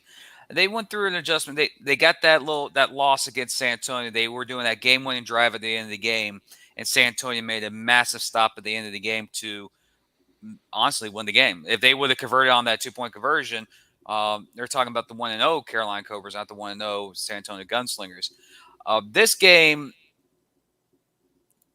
I want to say it's, man up type of game. Like, it's time to show out, Carolina. Are you going to be a top-tier team, meaning a team that's fighting for that 1-2 seed this year? Or are you going to be the team that's going to be in the fold, in the mix, or the muck? This is a game that, even with the additions to Orlando, this could be that team, that game for them to, they got the additions, but we've been together. We have, escaped the drama, as you can say, and they're more focused. They have talented players on that team, especially Adam Smith, who is having you could say a blowout type of season right now. Malik Henry has completely changed his game from one complete 180 from last year to this year. He's understanding the game more. He's more, in my opinion, he's concentrating. He's doing the check downs, but he also can throw deep, and he has guys who can go down deep and get the ball. Also, you get the one-man band there in the backfield with you, who plays both Mac and running back, and that's Zach Brown. That too. He's healthy. When the healthy Zach Brown is playing at 100%, he's one of the best, or possibly arguably the best running back in the league / Mac. So they have that for them. Of course, they have a secret weapon that is starting to find. He's being more consistent than any other kicker in the league right now with deuces, and that's TC Stevens. He is the weapon. Fuller, unlike a lot of the coaches so far, I don't know if this is the strategy. He tells TC to kick it to the net. Just kick it to the net. He does it consistently, and he's getting deuces. So that's one error. Dylan Barnos was consistent deuce kicker last year and the year before that for the Orlando Predators. Now he's back. So that will improve as well. But again, this game is the first game with the new additions for Orlando, and you can see what positions can play well. So you got Maxwell, you got Hag, that's going to be the Mac and the Jack, possibly Lonnie Outlaw there too, and Jack. And you got Darius Prince, and you get pair Darius Prince up with Prince Shinola and Clarence Williams and Lonnie Outlaw. We said in the preseason that Carolina had that Orlando was the number one receiving core. They just put that on steroids right now with the additions of Darius Prince. You talk about the best receiver in the game on that staff with an up and comer in Clarence Williams, who showed out last year. Plus Lonnie Outlaw, who I think Lonnie Outlaw is being underused. He's better than what you see on the stat boards. And of course, you have Prince Shinola, who showed out against Jacksonville. He showed out against Albany in the second half in the first game when they played Albany. There is a little things to tweak there. Herky Walls is going to have a hard time of finding who they want to play in substitution wise. Because all in every single arena game, it all comes down to the man under center. Joseph Hess is going to be the reason why Orlando will turn their season around, become one of the top tier teams, or he'll be the reason why they are going to be a middle of the pack team and get the 4 or 3 seed type of ordeal. So it comes down to the quarterback play, but they got studs everywhere now. You got Lloyd that gets back up with Cisse. You got Maxwell. You got Lonnie Outlaw. Like, if you're a arena football fan and you look at Orlando's roster, you look, oh my God, they have an all-star team. Well, that certainly feels that way. Game taking on the Atlanta Hawks. Like, it's almost unfair how much talent Orlando has on their roster right now. I do think your point in being, how is Herky Walls and Damon Ware going to balance this, I would say, entire talent pool they have? Because, you bring Brandon Fuentes back and you have Dwayne Hollis now. So that's 2 guys. Now credit, Hollis and Fuentes have both played Ironman. Fuentes did last year before he was knocked out for the season for a little bit. So not saying you have to put him at specialty players, but like, for example, Fuentes, to me, he played his best when he was a specialist the year before they went to Ironman in 2021. They I thought had their bet. He played his best ball that season. And that was where I was surprised that last year they went in and had him play 2 ways. And now you have more questions, I think, in that regard, because, okay, you have 2 great DBs that can play 2 ways. Then you have Josh Jenkins and Dalvin Randall, who just came off their best performances of the season against the Jacksonville Sharks. And we already know Jenkins is an all-NAL talent. Randall is one of the better contributors on the Predators defense. That's a balancing act in itself you're going to have to figure out right away. Lonnie Outlaw, same deal, because, Nick Hagg's here now. You're going to have to balance who's in that linebacking core. Who's the ones you want to have in there. Rotations will be key to the way that the Preds play, but it's a good thing, though. This is a good problem to have when you have, don't worry, I can just pull, like, say, Lonnie's on the bench. I can just rotate Lonnie in for Nick. No big deal, or I can just change what Lonnie's doing on the fly. No big deal. I can, say Josh needs a rest. Yeah, let me just put Brandon in. You know how weird that sounds? Like I said, let me put my all-NAL guy in for my all-NAL guy. Like, just stop for a second and think about that. How often we say that? Little to none. It's literally a loaded roster. It's they're just one key piece of being the elite roster in the NAL right now. And I know that might be, ticking some fan bases off north of Orlando, which consists of every other team in the league. But they do. Even though they have all that talent, it's going to come down to Herky Walls and how they, manage these players, how not to burn these players on accident from, subbing in and out. That's going to be a game in itself. And also one thing that I look at this game, or I look at this roster, is that if I was Herky, I would just, defensive specialist right now is Brandon Fuentes and Hollis. That's it. And you got Josh Jenkins. You have 3 defensive specialists. Use them all 3 on, you got to have one as a D line. Never mind. So you're Josh Jenkins and Brandon Fuentes or Hollis. It's hard. It's really hard. It's a balancing act. That's the thing. You got to balance it, and you got to. If you do it wrong at one point, you burn a guy for a whole quarter or possibly a crucial part of the game in the second quarter, into the fourth quarter, because you're trying to do that subbing. But if you ask any coach to have that wealth of riches on your staff, I think they'll be okay if they accidentally burn somebody because they have a stud to replace the one that they just had on the field. Well, I think that'll help with you. That'll probably help with your game. With, I think, at least freshness in a game. The depth, I would say, your bench. This is where we're talking like basketball and like NHL type of terminology with like your rotations and all that. That's where you're going to benefit. Like even with your starting lineup having guys, your rotation, when you have guys that come in and say they want, you have the Cobras at some point inevitably swap in some folks to give others a breather. Yep. That's where they can get you. That's the thing for a lot of teams. They're gonna be like, how do we counteract that when they have a second line of guys that could be its own team, on the side? And I think the only main question besides the way that these guys are going to be laid out as a roster for the starting lineups and for rotations has been about Joseph Hess. Because yes, Joseph Hess's second game as a Predator, excellent game. Just was able to find open man downfield almost every possession, with the only exception of a problematic possession being that final one they had that almost cost them their contest against Jacksonville.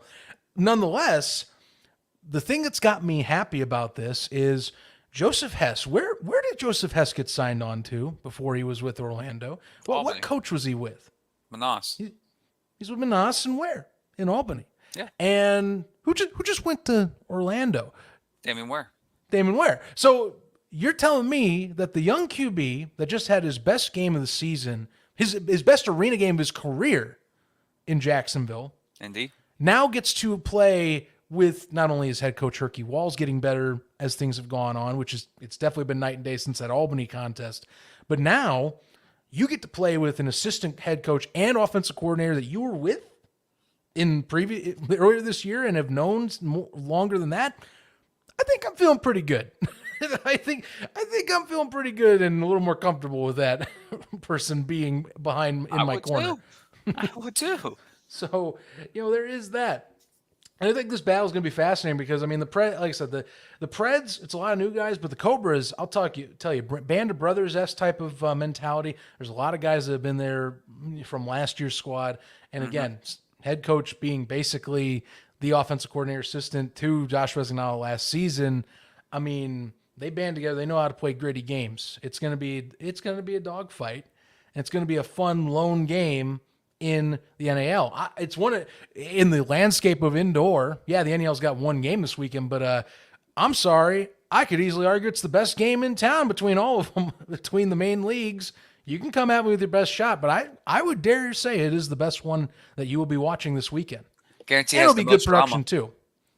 too. I guarantee it will have the most drama. It probably will. It also have some of the best camera work because the Carolina staff does a great job with handling those games in terms of production.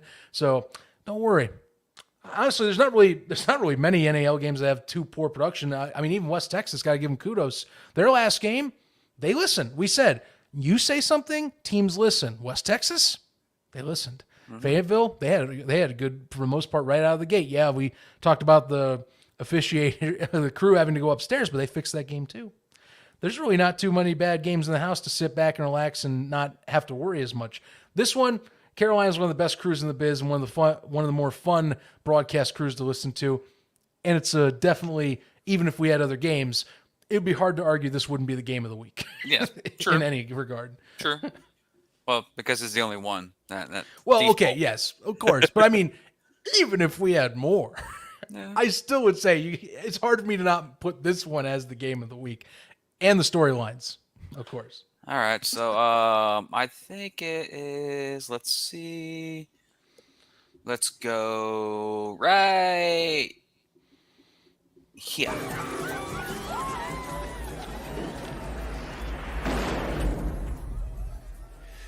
I've never seen them act like that before. Denial can be an ugly thing. Well, we should go, Mr. Ventura. I've arranged a plane. I'll meet you at the bottom. There's still one more thing I must do before I go. Oh, you know it's that time. Yes. Well, I messed up on the graphic. You went 2-0 last week, same as I went 2-0 last week. 2 weeks ago, I went 0-3. So you're back in first place, You're back in first place, my friend. There we go. Woo! All right. Right. High. I speak English. Yes, Right. very nice. Right and high. Very nice. Very nice. We got one. It's so funny looking at this with only one game on here, but still having a good laugh. Let's see. Carolina gets a home game in the Snake Pit. Looking like it should be a solid crowd, much like the last game, by the way, which had a really good crowd in the Snake Pit. They've been doing a great job promoting the team this year. And the Predators, well, they're coming to town. A lot of new faces in a new place. But that doesn't mean it's going to be an easy game. Do I think that this Preds group with a bunch of new players, a lot of great players, pulls off the win? Yes, I do, but I don't think it's going to be a blowout. It's going to be a close one. The Cobras are going to be in this one to win it.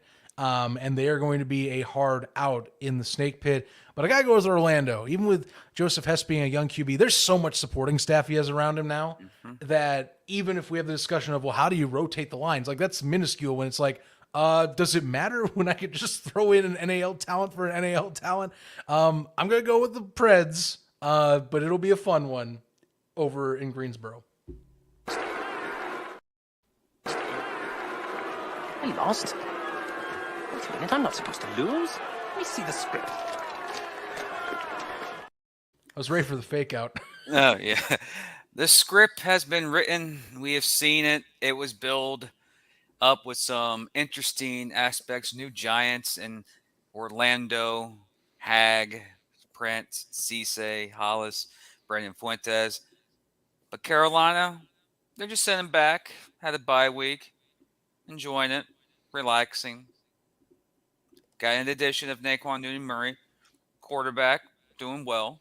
This is in the Snake Pit, and the drama will be fierce, and the drama will be exciting to a point where I think it comes down to the very last possessions, where Joseph Hess and the Orlando Predators get the ball, and they're driving with multiple seconds left, get into excellent range, and they find a way to turn over the ball and lose to the Carolina Cobras. Oh, wow. Oh, you swerved it. The Carolina Cobras will win this game in a nail-biter in an NAL fashion, where a key turnover at the end of the game results in a loss for the Orlando Predators. But this doesn't mean Orlando is going to fall away. It takes time for a new team to gel.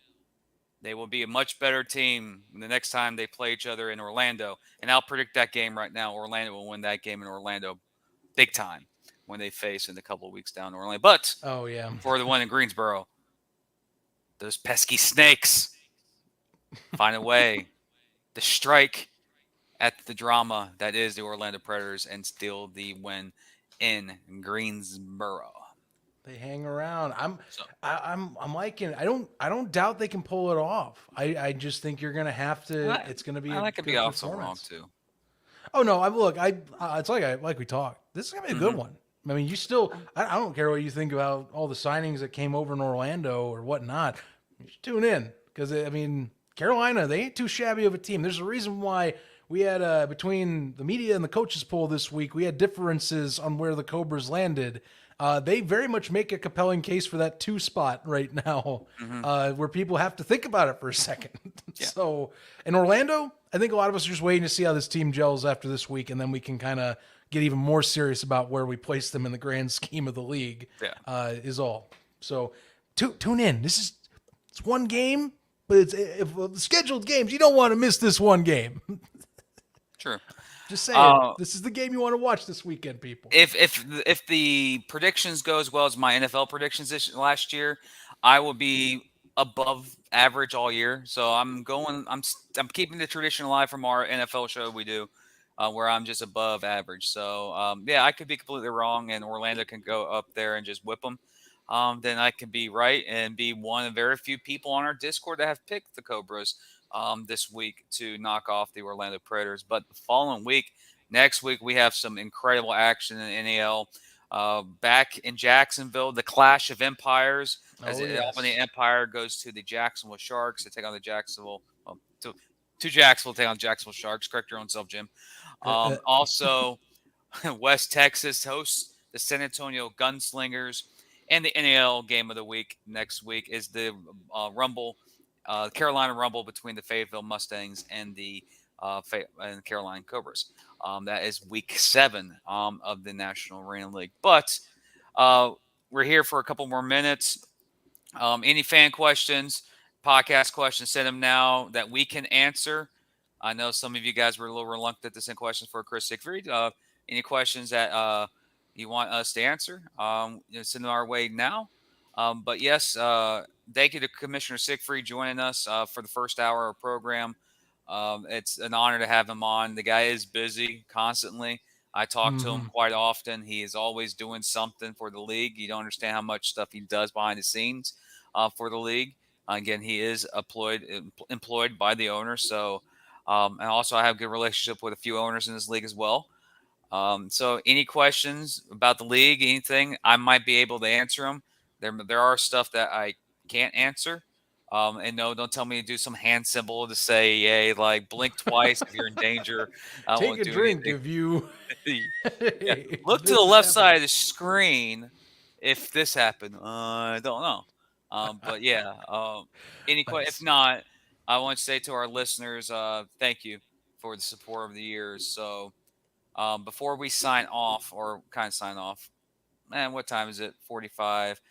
Okay, we'll give you another 2 minutes if any of the listeners want to send questions. Remember our Discord. Matter of fact, I wonder if can I do that? Yes. Continue. Let me go put the Discord in the chat so you guys can click on it and head to our Discord page and join the community over there inside the walls. Yeah, go right ahead and do that. I guess we're talking. If you don't submit a question, we'll reiterate a few, maybe some that tuned in for Commissioner Siegfried and left some that I think I did imply a few were kind of answered on here. So, for example, we did have one about NAL IFO merger. That one's not happening. And Chris has clearly alluded, they're competing leagues. He roots for their successes, and I think the like from what we've been told, but they are definitely separate, independent of each other. That is not. I don't foresee that at all happening in the near future.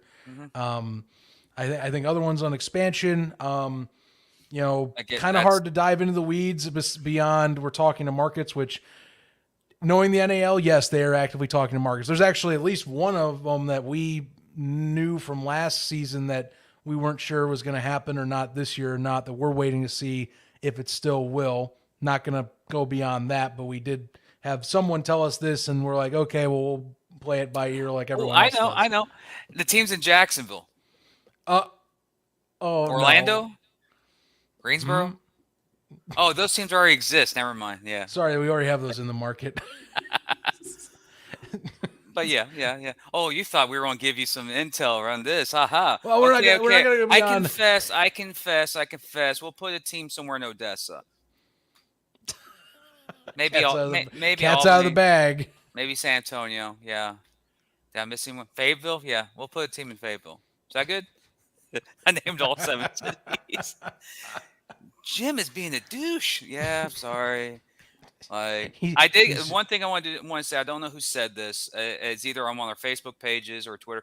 Someone said Jim is the Adam Schefter of the National Arena League. You don't understand how much that really means. Really does.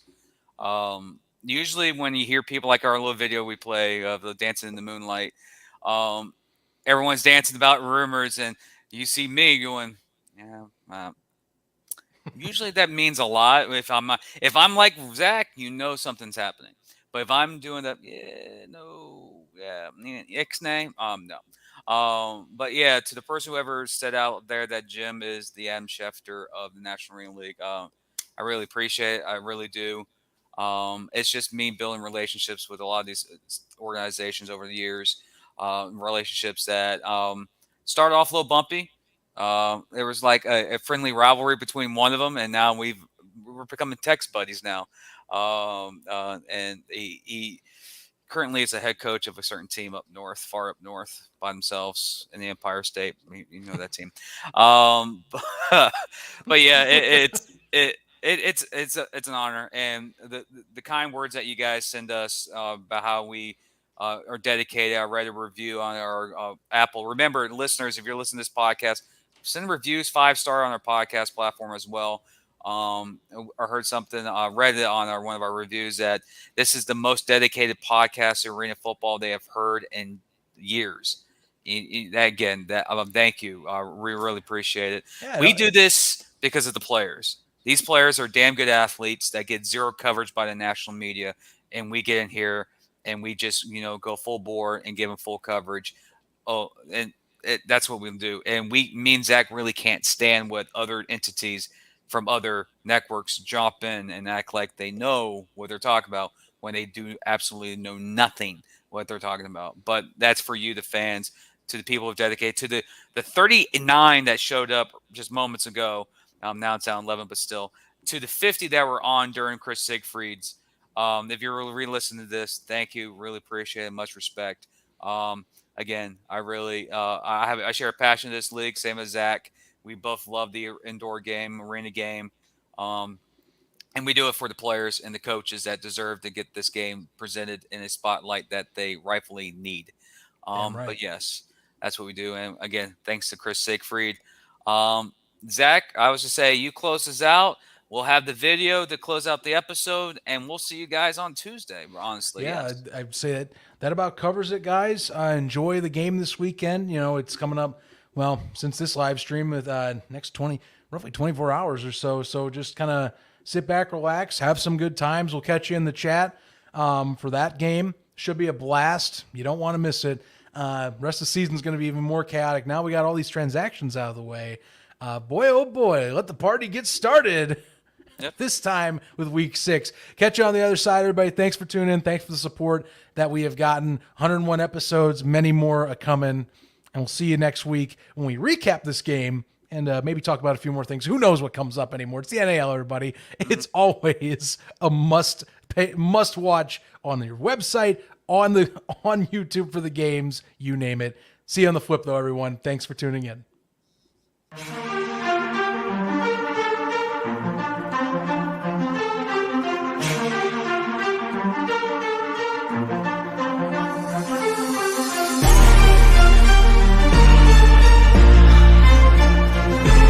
Ready? You feel it? I hustle to make it.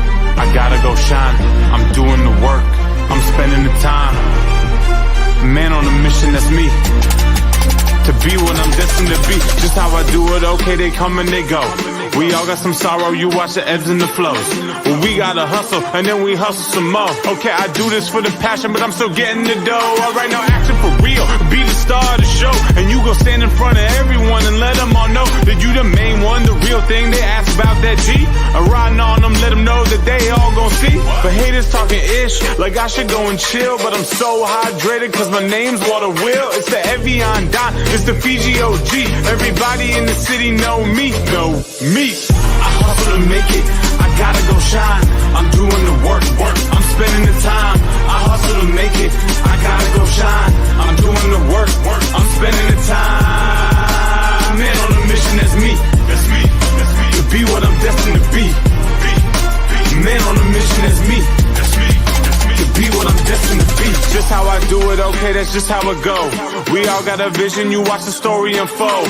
One day at a time, you're back up against the wall.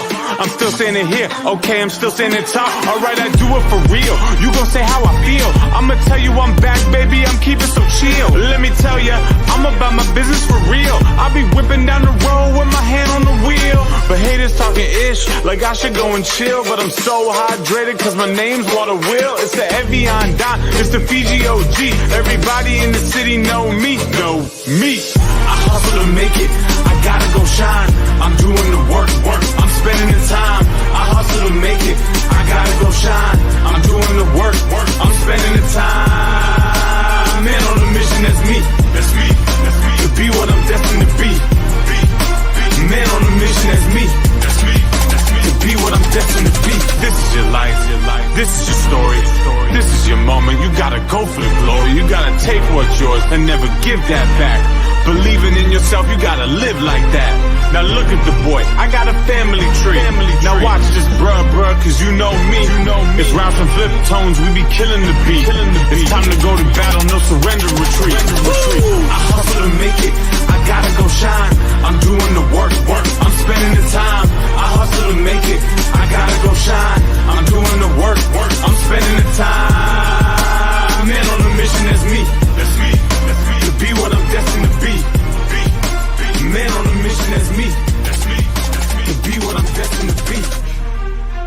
Man on a mission, that's me. To be what I'm destined to be. Man on a mission, that's me. To be what I'm destined to be. Covering all your favorite parts of the 50-yard fight. This is the Inside the